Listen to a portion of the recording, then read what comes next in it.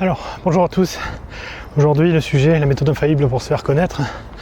Donc, qui n'a jamais découvert en se lançant sur Internet, en écrivant ses premiers contenus, articles, blogs, vidéos, que après avoir posté sur les réseaux sociaux et autour de ses proches, il n'y a plus grand monde qui regardait après derrière.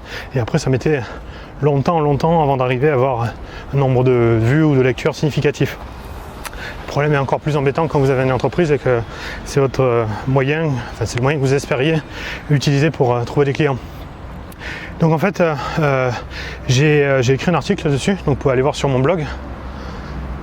Donc c'est morata.fr et dessus vous trouverez en fait 6 étapes, 6 points clés que je développe en détail, parce qu'ici en vidéo je fais que le résumé. Et le résumé donc de ces 6 points, ça donne en premier déterminer exactement quelle est votre niche, qu'est-ce que vous proposez. Donc j'explique comment dans l'article. Ensuite, numéro 2, déterminer qui exactement est la cible de votre produit, de votre niche, de votre proposition de valeur. Et numéro 3, déterminer où elle est en ligne, par exemple sa communauté, où est-ce que ces gens-là se réunissent pour discuter de leurs problèmes relatifs à cette niche. Numéro 4, une fois que vous avez trouvé où ils vont, vous y allez et vous demandez quels sont leurs problèmes. Donc là, ce que vous cherchez à savoir, c'est quels sont leurs plus gros problèmes, qu'est-ce qu'ils veulent être, ne pas être, qu'est-ce qu'ils veulent avoir, ne pas avoir ou ne plus avoir, qu'est-ce qu'ils veulent surtout aussi savoir faire.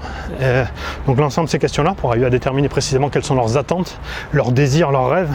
Voilà, l'idéal c'est que vous arriviez à fabriquer une liste au Père Noël qu'ils pourraient vouloir pour pouvoir ensuite leur proposer donc les meilleurs contenus possibles. Et donc ça nous amène au point numéro 5.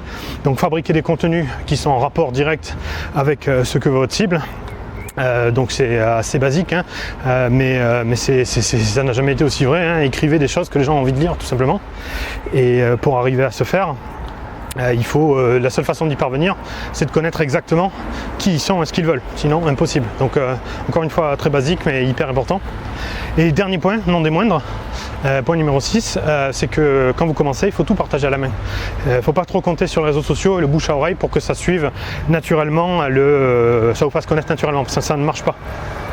Au début, en fait, quand vous lancez, vous devez aller voir manuellement un par un les gens et leur proposer « Hey, regarde, voilà ce que j'ai fait, ça t'intéresse ?» Vous leur montrez ce que vous faites et c'est comme ça que vous ferez connaître au début.